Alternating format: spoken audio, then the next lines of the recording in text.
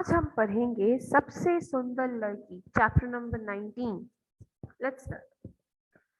समुद्र के किनारे एक गांव था। उसमें एक कलाकार रहता था।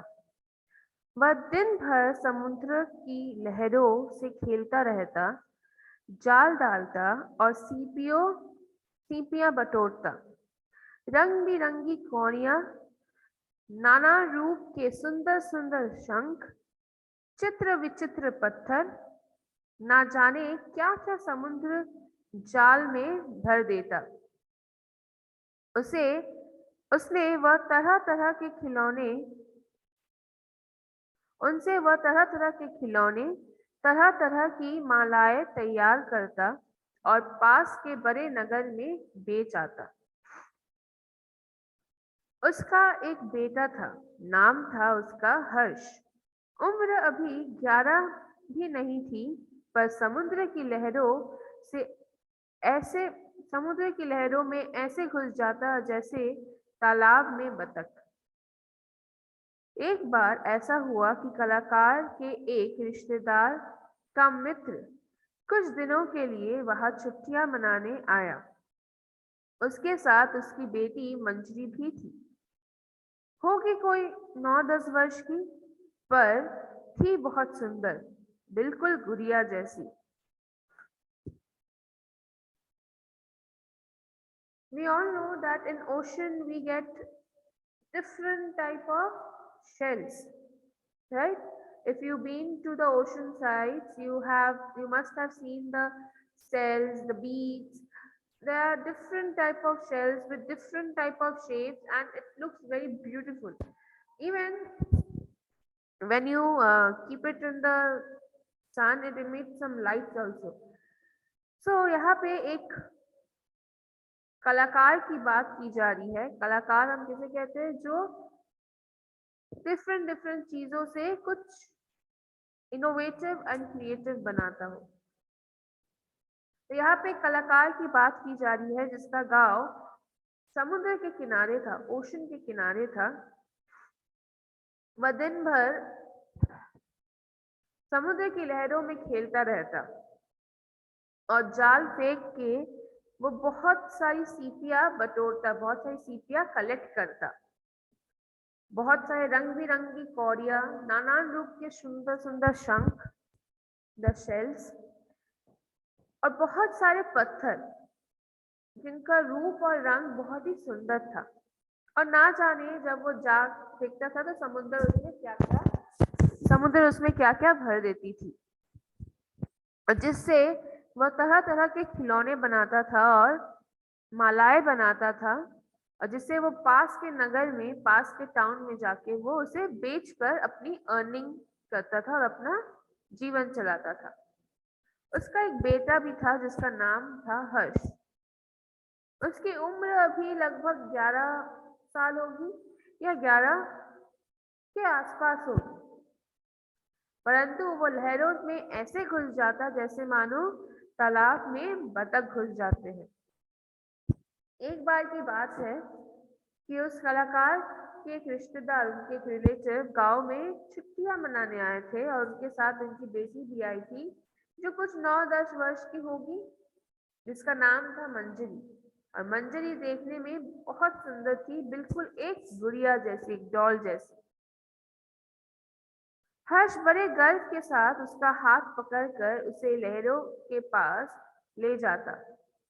एक दिन मंजरी ने चिल्लाकर कहा, तुम्हें डर नहीं लगता?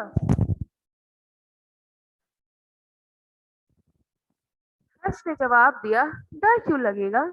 लहरें तो मेरे साथ खेलने आती है।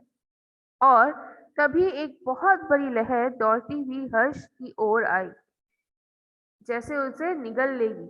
मंजरी चीख उठी, पर हर्ष तो उछलकर लहर पर सवार हो गया और किनारे पर आ गया। मंजरी डरती थी, पर मन ही मन यह भी चाहती थी कि वह भी समुद्र की लहरों पर तैर सके। उसे यह तब और भी जरूरी लगता था जब वह वहां की दूसरी लड़कियों को ऐसा करते देखती, विशेषकर कनक को, जो हर्ष के साथ हाथ में हाथ डालकर तूफानी लहरों पर दूर निकल जाती।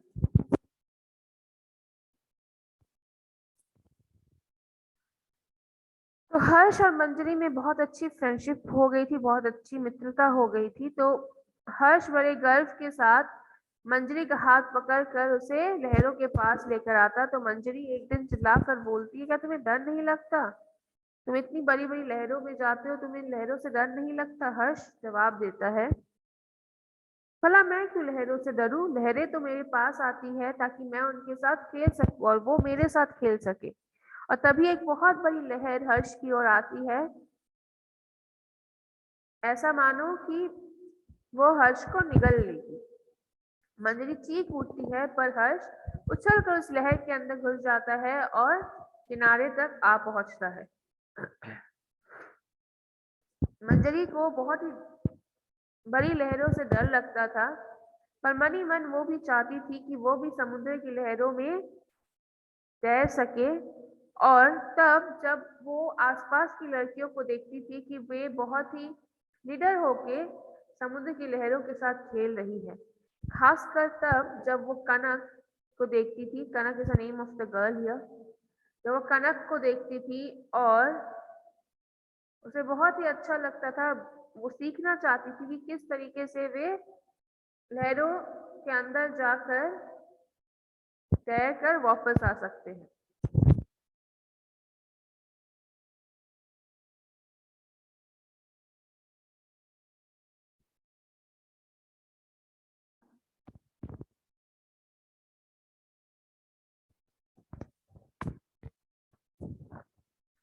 वह बेचारी थी बड़ी गरीब। पिता एक दिन नाव लेकर गए तो लौटे ही नहीं।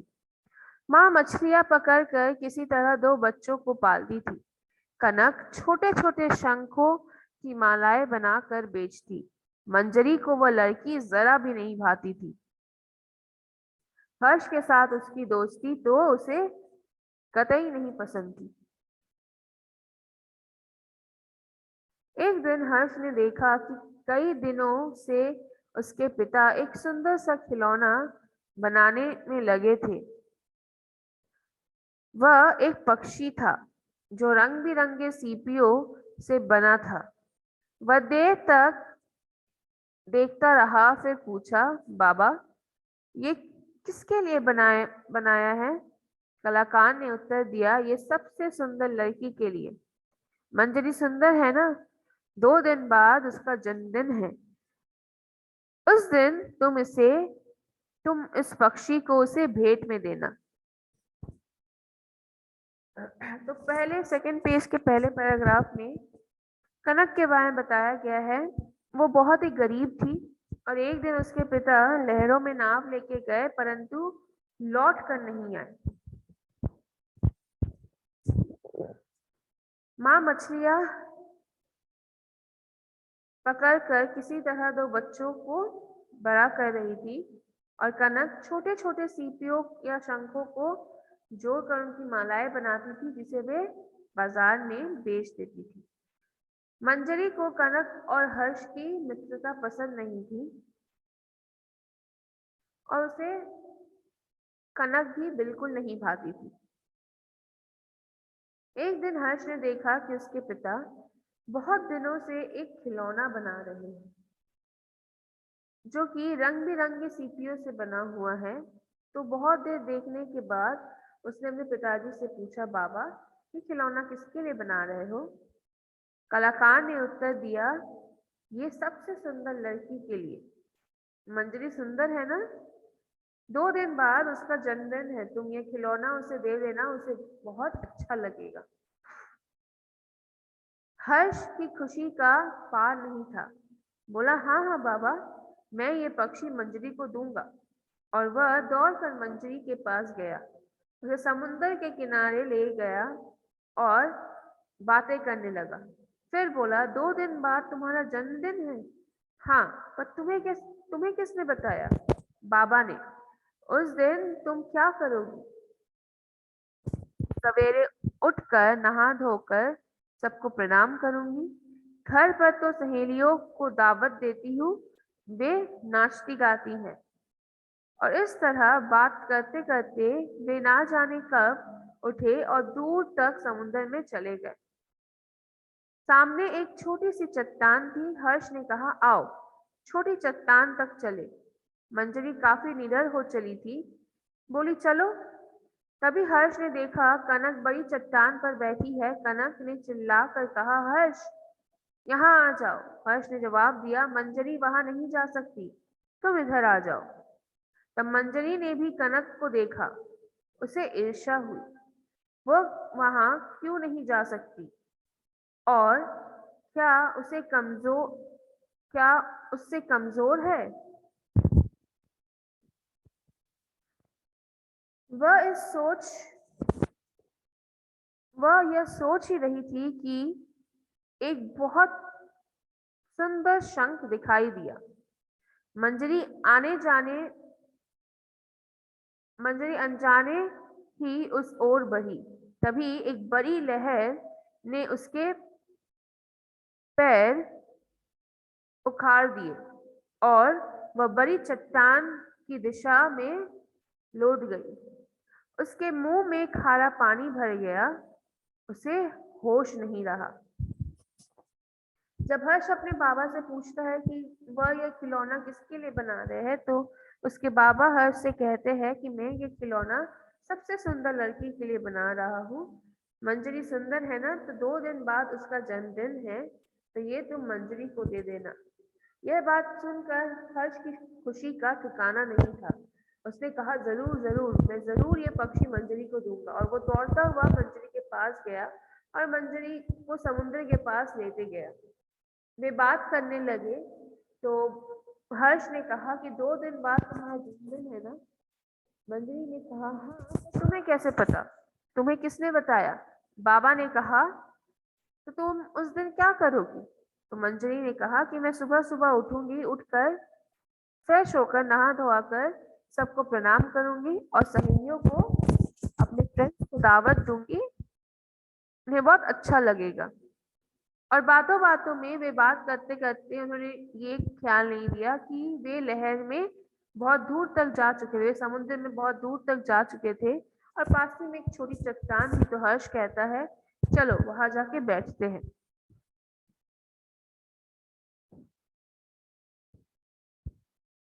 और अब मंजरी का डर भी बहुत कट चुका था। लहरों से जो उसे डर लगता था वो बहुत ही दूर हो चुका था। तो वो साहस करते हुए बोलती है, चलो। तो हर्ष तभी देखता है कि कनक भी एक बड़ी चट्टान पर कुछ ही दूर पर बैठी हुई है और कनक चिल्लाते हुए कहती है कि हर्ष इधर आ जाओ। हर्ष ने जवाब दिया कि मंजरी उस बड़ी चट्टान तक नहीं जा सकती, तुम इधर आ जाओ। और अब तक मंजरी ने भी कनक को देख लिया था और एज मंजरी को कनक उतनी पसंद नहीं थी, तो उन्हें मंजरी को थोड़ी सी जलन होने लगी और वो सोचने लगी, क्या मैं वहां तक नहीं जा सकती, क्या मैं इतनी कमजोर हूँ। वह यह सोच ही रही थी कि उसे एक बहुत ही सुंदर और बड़ा एक शंख दिखाई दिया। तो वो शंख की ओर बढ़ने लगी और तभी एक बड़ी लहर आई जिसने मंजरी के पैर जमीन से उखाड़, दैट मीन्स मंजरी का जो बैलेंस था वो लूज हो गया उस बड़ी लहर के आते ही। और उस उस लहर के साथ ही बड़ी चट्टान की ओर बढ़ने लगी और उसके मुंह में खारा पानी भर गया जिससे उसे होश।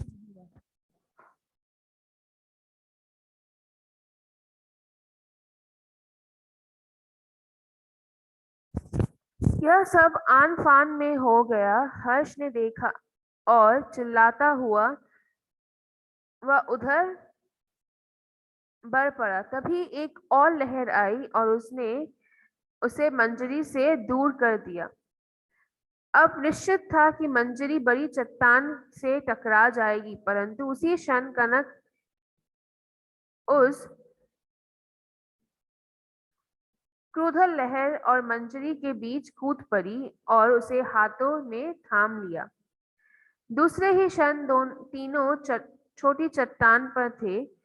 कुछ देर हर्ष और कनक ने मिलकर मंजरी को लिपटाया, छाती में ली, पानी बाहर निकाला। उसने आंखें खोलकर देखा, उसे जरा भी चोट नहीं लगी थी, पर वह बार-बार कनक को देख रही थी। तो हमने पिछले पेज में पढ़ा कि मंजरी को एक बड़ा सुंदर शंख दिखता है। जैसे ही वो उसी तरफ बढ़ती है तो एक बड़ी लहर आती है जो जिसमें मंजरी का बैलेंस बिगड़ जाता है और उस लहर में डूब जाती है और वो बड़ी चट्टान की ओर बढ़ने लगती है। और ये इतनी ही तेजी से हुआ कि किसी को समझ में नहीं आया। हर्ष चिल्लाता हुआ लहरों में कूद गया और मंजरी को बचाने गया कि तभी और बड़ी एक लहर आती है जो दोनों को अलग कर देती है और मंजरी को बड़ी चट्टान की ओर तेजी से लेकर जाती है। तभी कनक उस लहर के बीच में कूद पड़ती है। उसने मंजरी को बचा लिया और कुछ ही देर में वे तीनों छोटी चट्टान पर थे। दोनों ने कनक और हर्ष ने मंजरी के पेट से पानी निकाला। कुछ देर बाद मंजरी की आंखें खुली और मंजरी देखती है कि उसे उसके पूरे शरीर में एक चोट भी नहीं लगी थी और बार-बार वो कनक की ओर देखते ही रहती है। अपने जन्मदिन की पार्टी के अवसर पर वह बिल्कुल ठीक थी। उसने सब बच्चों को दावत पर बुलाया। सभी उसके लिए कुछ न कुछ लेकर आए थे। सबसे अंत में कलाकार की बारी आई। उसने कहा, मैंने सबसे सुंदर लड़की के लिए सबसे सुंदर खिलौना बनाया है। आप जानते हैं वो लड़की कौन है? वो है मंजरी।